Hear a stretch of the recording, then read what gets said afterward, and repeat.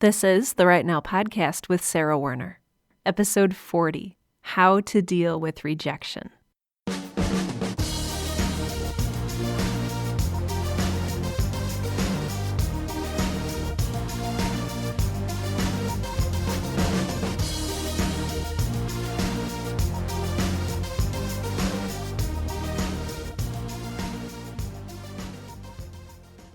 Welcome to Right Now, the podcast that helps aspiring writers to find the time, energy, and courage you need to pursue your passion and to write every day.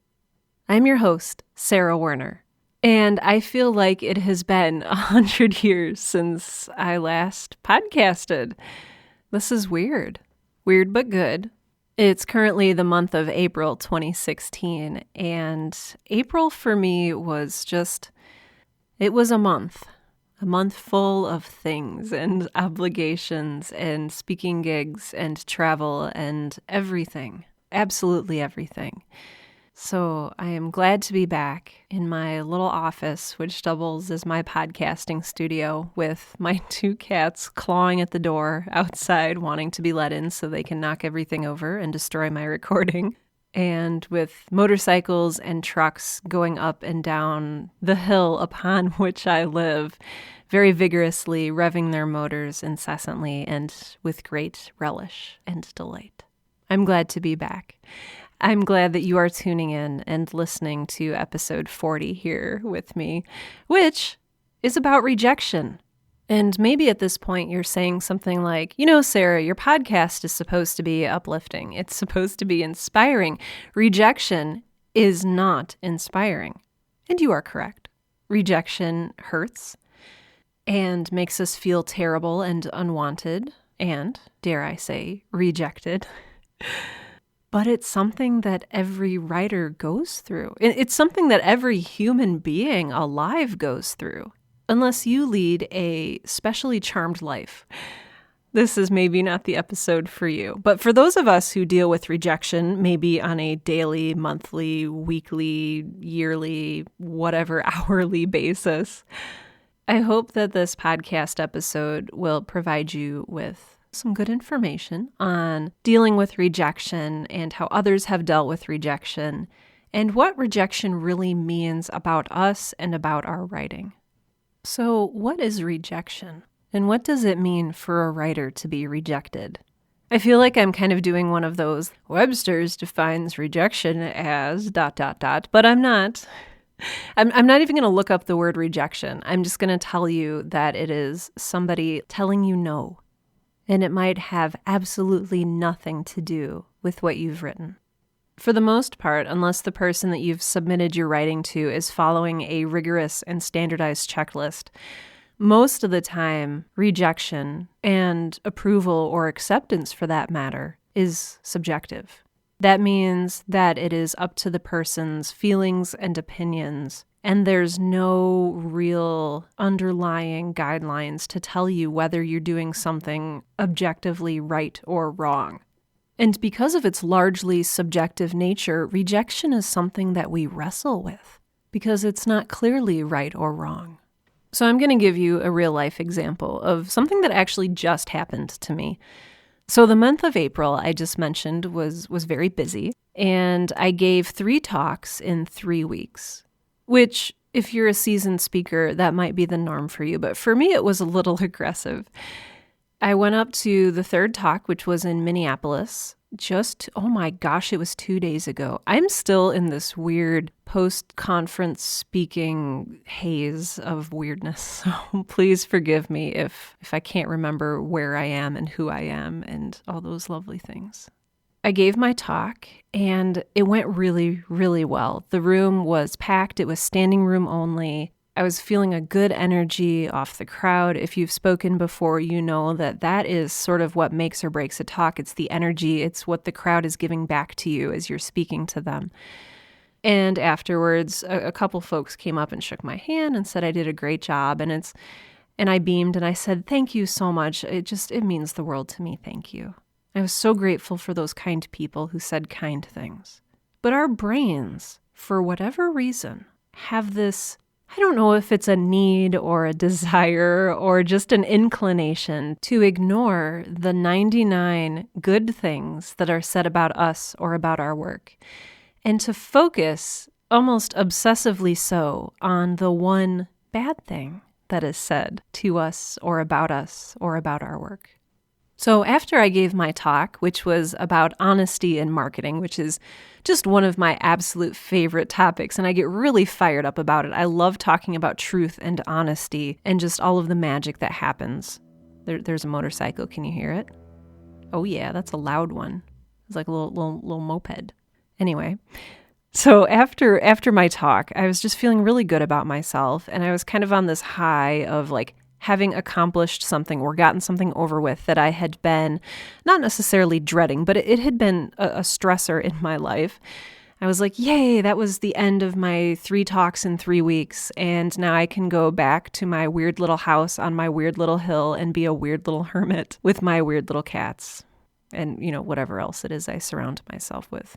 And so I was riding this high. And if you've ever been to a conference or spoken at a conference, sometimes Twitter just explodes with the hashtag for the conference and people tweeting quotes from what the speaker said. And then I get to one tweet.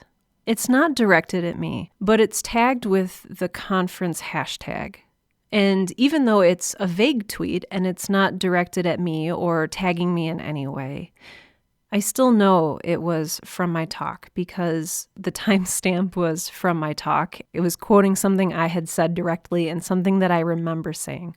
And part of, if you've been listening to this podcast for any length of time, I like to balance a little bit of silliness with hopefully a lot of compassion and inspiration. And so when I speak in public, it's the same way. I speak about kindness and truth and honesty, and I try to be inspiring. But I also make a couple jokes here and there. And there is one person in my industry who has a reputation for wearing very off-the-wall clothing and having some just off-the-wall facial hair going on. And I respect him more than I respect, most of the industry publications I follow. He is brilliant. And when I tease in love. I really do. I really try to never say an unkind word or uncompassionate word. It's just, that's not in it's not in me. It's not in my DNA to do that. I don't believe in tearing people down. I know it hurts. But I made a little joke about this person's facial hair and it's very silly. And this person tweeted and said, I thought you were kind and compassionate. I'm not feeling the kindness right now. And okay, that's one person's opinion. It wasn't even really particularly hurtful, but one of the people who worked for the conference saw this tweet and responded, "We take our code of conduct very seriously at this conference, and if somebody's violating it, I need to know." And with that tweet, suddenly I was a quote-unquote problem. My heart sank to the floor. It hurt. I felt like I had been punched in the gut. I try so hard to follow the rules and to be a good person. And the people who ran the conference were asking if they should track me down. And I don't even know what the penalty for breaking the code of conduct would be, but I just knew that someone was going to arrest me or send a SWAT team after me. I felt so awful. And then my heart fell even further because the person who tweeted this then responded, yeah, agreeing that I had broken the code of conduct. And the code of conduct was all about creating an inclusive atmosphere and being compassionate. And it's everything that I've centered my life around being. And so the conference went on for the rest of the day, and then there was a little networking after party. And then I had a 4-hour drive back home. And so that was probably about a 7 or 8 hour span. The only thing I could think about during that 7 or 8 hour span was, what does this person who tweeted this thing about my talk that I had been so proud of, what does this say about my character? What does this say about me? Was I wrong to make that joke? Was I breaking the code of conduct? Do I deserve to be reprimanded or kicked out? I didn't think so. Several of the other presenters dropped F-bombs during their presentations. But I was the one who was being reported. So I spent the majority of Monday thinking about this tweet and this situation, and then I spent the majority of Tuesday going over it again and again. And I'm sorry this is turning into a really long-winded story, but how do we know sometimes when we're set against subjective measures? How do we know if it's right, whether our work was accepted or rejected? I'm still going back and forth between this person who tweeted this thing was just way oversensitive and way out of line. This person can't take a harmless, non-malicious joke. But then I balanced that against the thought that, maybe I'm not as kind and compassionate and inclusive as I like to think. Maybe I do stereotype and say cruel things. And that's really the most difficult part about all of this. It's taking a look at yourself and trying to be objective about yourself in the light of someone else's subjective criticism or response. So let's talk about you. You're a writer. You are a writer, as I say so many times. You've written things. Whether you're new to writing or whether you've been writing for 60 years, not everything that you've written is incredible or perfect or amazing. I have written many things that are not good because we learn by doing, and that's good and that's okay, and we should do that. There's just a little bit of discernment that needs to happen when we send something off for publication. We want it to be good. We want it to be, dare I say, sellable, consumable, readable. So today I'm going to talk about 3 different types of rejection and how to deal with these and how to feel about them. Not that I'm going to tell you how to feel, but we'll talk about the feelings that these types of rejection sort of stir up within us. I also want to give credit where credit is due. I am a huge fan of writer Chuck Wendig, who wrote the latest Star Wars novel, Aftermath. And you know me, I'm a huge science fiction junkie. I love sci-fi. He's also written some delightfully not tasteful sort of speculative fiction and horror books as well. But he has a blog called terribleminds.com, and it is full of foul language. So if that turns you off, please do not visit it. But for those of you who don't mind the language, he has a really great blog post about rejection. And it focuses on 25 things that a writer should know about rejection. And I'll link to this post in today's show notes so you can read it as well for yourself. And again, the show notes will be at sarahwerner.com. That's sarahwerner.com. And this is episode 40, How to Deal with Rejection. In his blog post, Chuck Wendig goes through the 3 different types of rejection, which is where I'm getting these to talk about today. He also talks about a lot of other great stuff, like how to sort of read the patterns if you get multiple rejections, reading the patterns within those and using that to learn and to help yourself grow. But read that post. I'm not going into the patterns today. I'm going to talk about just our gut reactions to how we feel and how we deal with those feelings and those rejections. So, like I said in the very beginning of this episode, every single writer deals with rejection. Every single one. There's even a website that's devoted to calling out and telling the stories of now famous works that were initially rejected tens of times, hundreds of times. The website is called litrejections.com. That's litrejections.com. And it's pretty delightful. There's several stories on there. For instance, Ray Bradbury, one of my favorites. He received over 800 rejections before he sold his first story. Just imagine that. Another one of my favorite books, A Wrinkle in Time by Madeleine L'Engle, and I never know if I'm saying her last name correctly, so bear with me on that. But that book was rejected 26 times. Another really famous example is Stephen King. If you've read his book on writing, he talks about this a little bit there, but his first novel, Carrie, was rejected 30 or so times before it got published, and he actually threw the manuscript away, and his wife dug it out of the trash and told him to keep submitting it. Stephen King is also famous for reportedly sticking a large nail into the wall, and every time he got a rejection letter, he would impale the rejection letter on that nail in his office, and he would just watch the pile grow. Different people deal with rejection in different ways. But the successful people, the ones who do eventually get published, they don't give up. They don't stop trying. Now, I'm saying this to you because I know that rejection can be incredibly disheartening. Without going into my long and storied personal history, I've been dumped a lot in romantic relationships, and maybe you have too. And I've faced rejection countless times in asking people out on dates. Maybe you've lost a job before. Maybe you've had someone tell you that they don't want to be your friend anymore or that you're worthless. There's so many things that can make us feel rejected. Even when someone says that they're disappointed in you for something that you've done or failed to do, it really hurts, and there can be a couple of reasons for this. First of all, if you're like me, you tend to be a people pleaser. And so I do a lot of things because I know it will make people happy, or it will make me feel like I'm worthwhile or that I am loved. And if you're a people pleaser and you are rejected, oh, it hurts because you failed to do the one thing that you intended to do.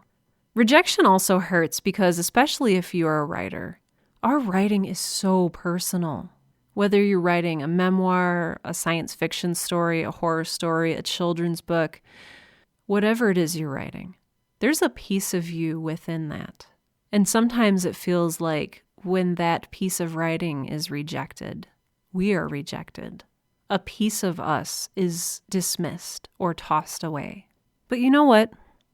I'm here to tell you two things. A, I know what it feels like, and I can sympathize and empathize. And number two, it's going to be okay.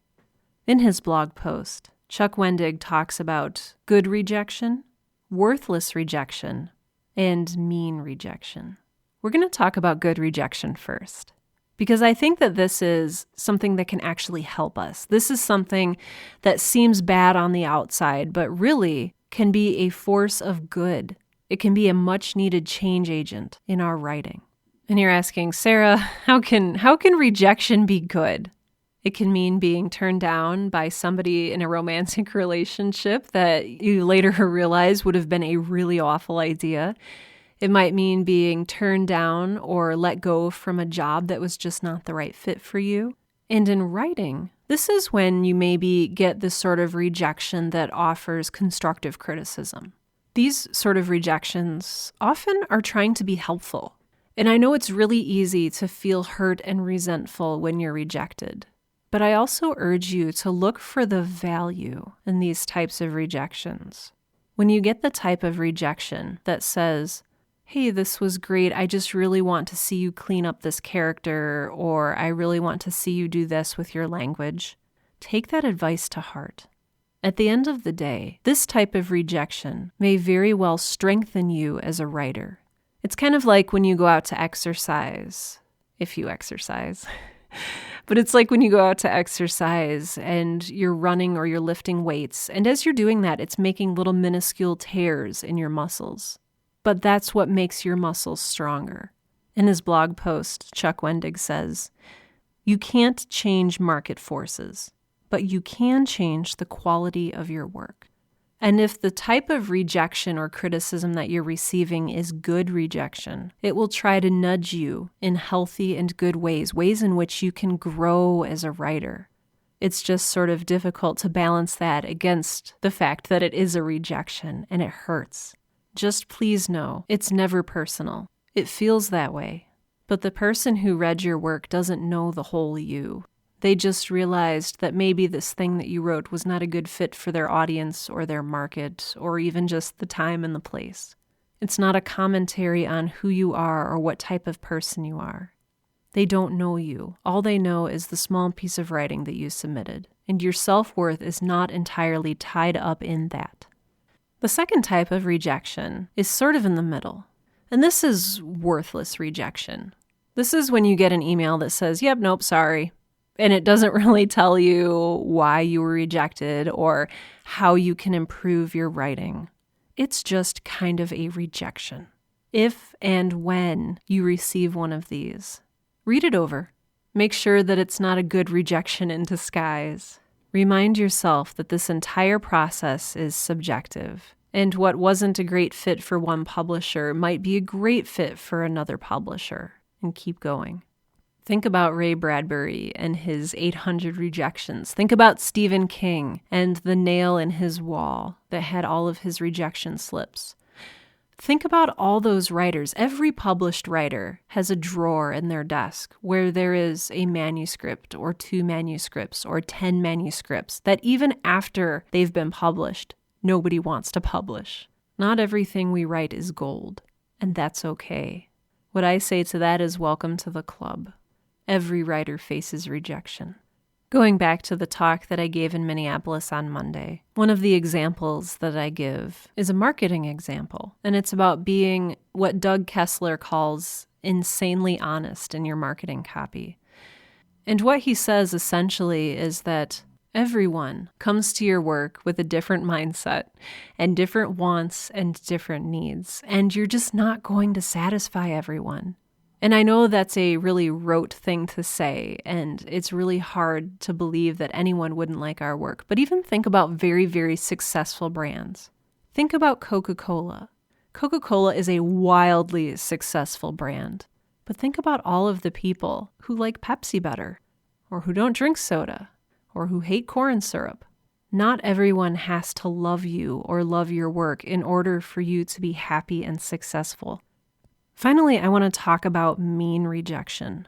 These are the trolls and the haters and the people who say mean things because they can or because they're angry at something that's usually not you. They're usually angry at themselves or angry at something, far away from you, but they take their anger out on you.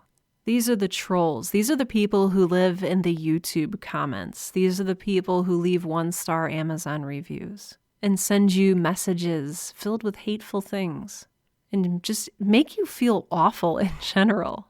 The internet's a place where so many people can still remain anonymous, and it's easy to say hurtful things when you're anonymous. It's the ultimate talking about someone behind their back, except they're listening. They're reading your comments. I went to a really wonderful conference about being an influential person a couple months ago. And one of the speakers really struck me with something that she said. Not literally, but one of her points really resonated with me. And she talked about receiving rejection and criticism in her role, in her professional life. And she said one of the things that surprised her most was how mean some people could be. But then she talked about learning to develop a thick skin. And I know it's hard to do because I know that there's some kind of really sick fascination or some really sick attraction to feeling like a victim and to reveling in a victimhood because it means that you're not responsible for making your own situation better. But you are. We live in a world where you have to make your own happiness, and sometimes that means rejecting the badness that people throw your way. And this speaker talked about envisioning bad comments and mean things and slurs that people throw at you as if they were rocks. Sometimes they hit you and it hurts. Sometimes it narrowly misses you and you just feel astonished and hurt that someone could even think about throwing something so negative at you. But at the end of the day, all of these rocks that have been thrown at you and cast at your feet, what are you going to do with them? Are you going to pick them up and carry them around? Because that's going to become a very heavy burden. And I know it's hard, but there's a choice that you can make. And that choice is to pick up the rocks and carry them around, and to feel their weight and their sharp edges, and to consciously keep them with you wherever you go. Or you can simply not pick them up in the first place. You can acknowledge that rocks have been thrown at you, and you can choose not to bend down and pick them up off the ground. One side of this choice will leave you feeling bitter and resentful and angry and hurt. The other choice will leave you unburdened by the subjective thoughts of others and free to move on. Maybe at the end of the day, Taylor Swift really said it best. Sometimes haters gonna hate.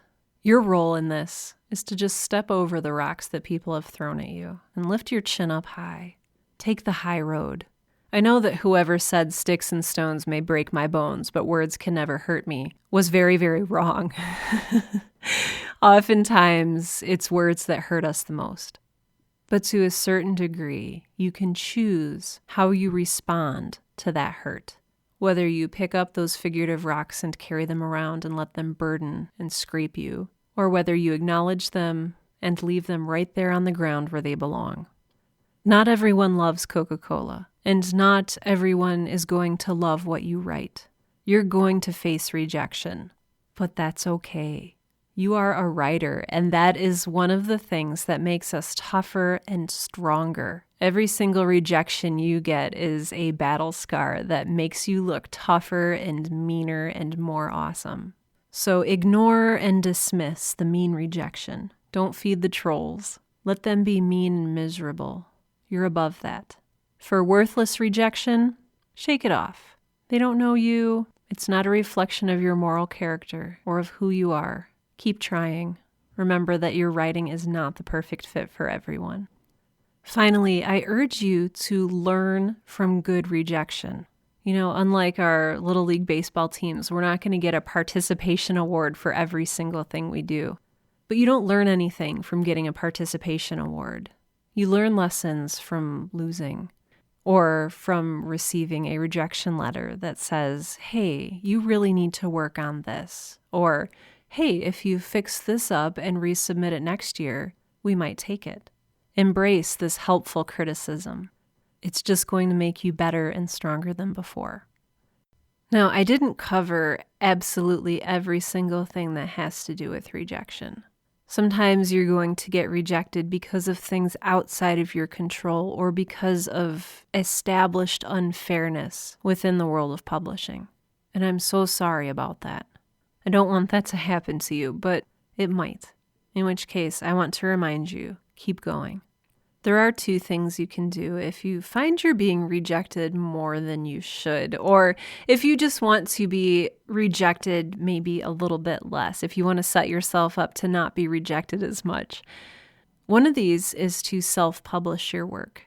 And I feel like that's a whole episode in and of itself. And so I won't go into the pros and cons and how-tos of self-publishing right now, but it is certainly an option. And it's easier than ever.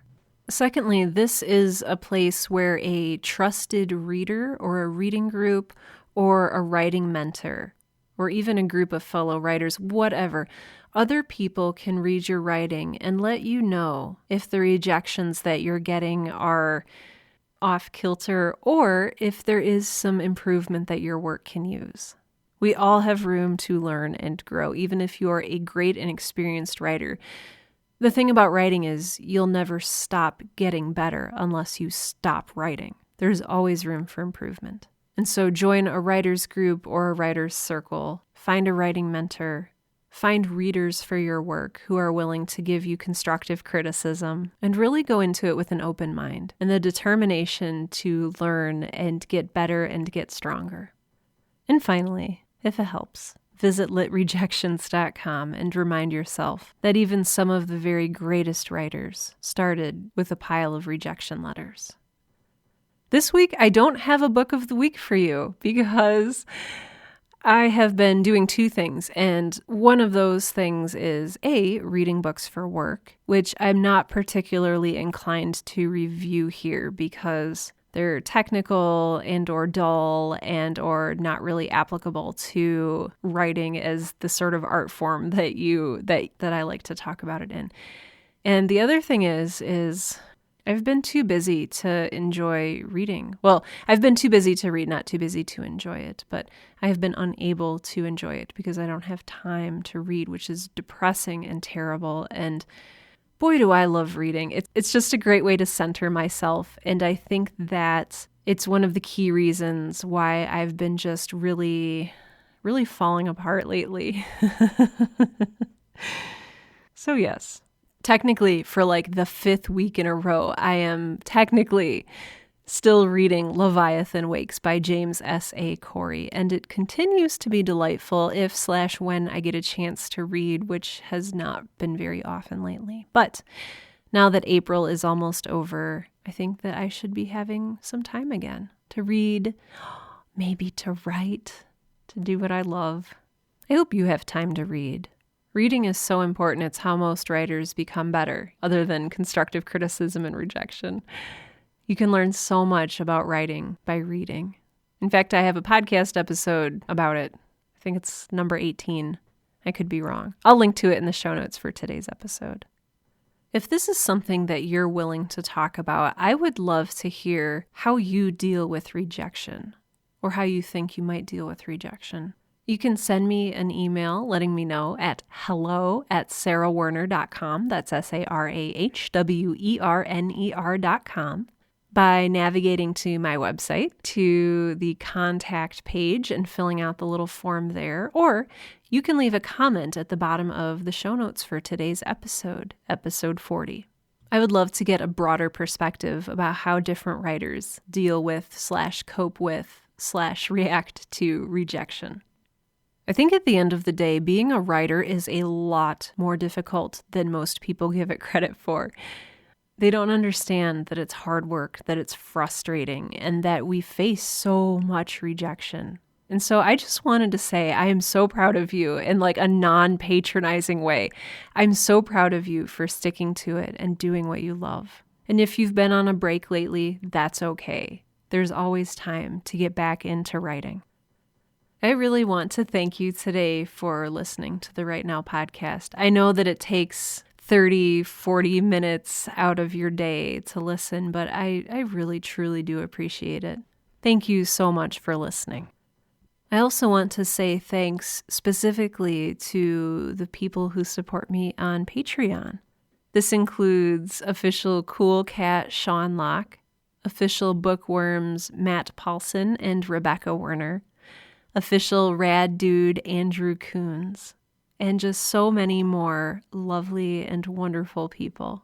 If you would like to become an official Patreon supporter, you can do so. Just head out to patreon.com. That's patreon.com. And there you pledge a certain amount, whether it's 50 cents or $1 million per episode for every episode of the Right Now podcast that I create. So if you're interested in doing that, I would be deeply grateful.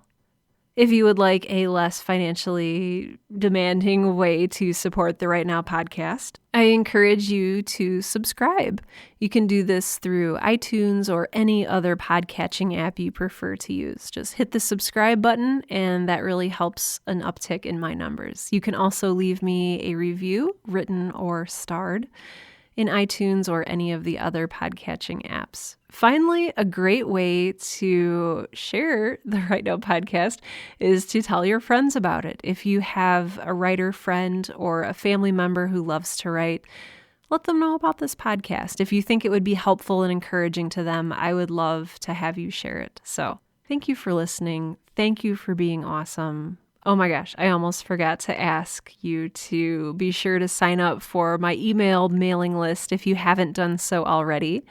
This is my way of communicating with you, well, not in podcast form. You can sign up for my newsletter kind of anywhere. I think there's a place you can do it on my Facebook page. You can do it on sarahwerner.com. There's a top bar that you can fill in with your email address. If you scroll all the way down to the bottom, there's this little pop-up that says, I like you. And you can type your email address there. And finally, there is a place to sign up for my mailing list on my contact page. And so any of those avenues will help you sign up for the mailing list. Whew, it's been a while. I'm trying to remember if I do, I maybe shouldn't do this, but I do most of my podcasting just talking into my little tube of audio foam here with no notes or anything. And so I'm trying to remember if there's anything else that I usually end with. I don't think there is, other than this. And with that, this has been the Right Now podcast, the podcast that helps aspiring writers to find the time, energy, and courage you need to pursue your passion and to write every day. I'm Sarah Werner, and I've been rejected before, and I'm stronger for it. And you know what? You're going to be stronger for it too. So keep writing. Don't give up. You're going to do something amazing.